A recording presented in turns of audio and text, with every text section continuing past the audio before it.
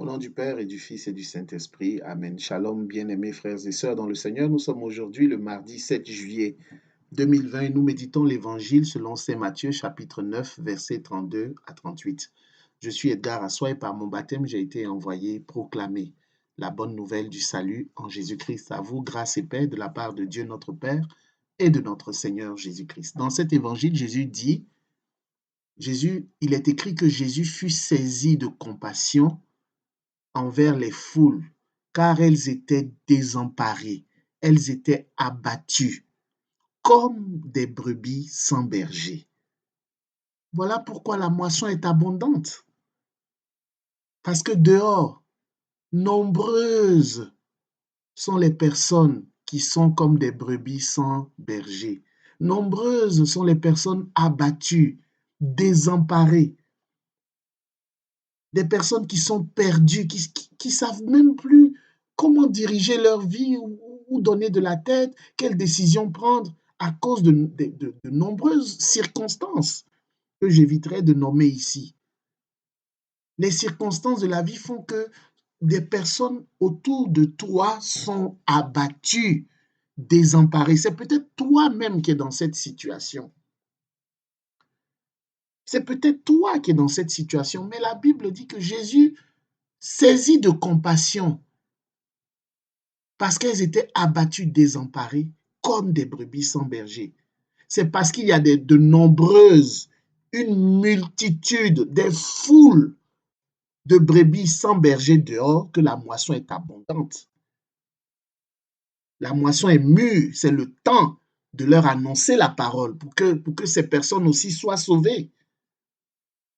C'est tellement important que dans l'Ancien Testament, Jérémie au chapitre 8, verset 20, écrit « La moisson est passée, l'été est fini, et nous ne sommes pas sauvés. » Imaginez, il y a un temps pour récolter, il y a un temps pour moissonner. Et c'est dans ce temps-là que nous vivons. La moisson est abondante.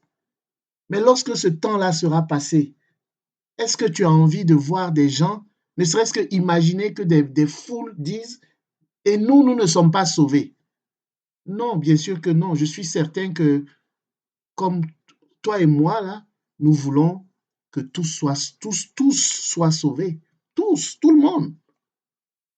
Mais comment pourront-ils être sauvés si personne ne leur annonce la parole? L'apôtre Paul en Romains 10, à partir du verset 13 à 15, dit « Car quiconque invoquera le nom du Seigneur sera sauvé. » Oui. Comment donc invoqueront-ils celui en qui ils n'ont pas cru? Et comment croiront-ils en celui dont ils n'ont pas entendu parler? Et comment en entendront-ils parler s'il n'y a personne qui prêche? Et comment y aura-t-il des prédicateurs s'ils ne sont pas envoyés? Selon qu'il est écrit qu'ils sont beaux les pieds de ceux qui annoncent la paix, de ceux qui annoncent de bonnes nouvelles. Comment? Comment vont-ils être sauvés si tu ne prends pas ta part de service? Annonce la parole. Ne dis pas non, je ne sais pas parler ou je ne sais pas comment partager, je suis gêné. Non, si tu le veux vraiment, le Saint-Esprit te suscitera des occasions pour que tu puisses parler, pour que tu puisses par ton attitude prêcher. La prédication se fait autant par l'attitude que par les paroles. La moisson est abondante parce que des foules entières dans ton village, dans ta ville, dans ton pays, il y a des foules qui sont là, qui sont désemparées, qui sont abattues et qui sont comme des brebis sans berger. Et c'est cela le drame qui se joue aujourd'hui. La tragédie de notre temps là, c'est cela. Une brebis qui n'a pas de berger, c'est une brebis qui est exposée à la mort, qui est vouée même à la mort. Elle se fera dévorer très vite par des lions, par des animaux. Elle mourra de faim parce qu'elle ne sait pas où se rendre pour se nourrir ou pour se désaltérer. Une brebis sans berger, elle va droit à la mort, à la perdition.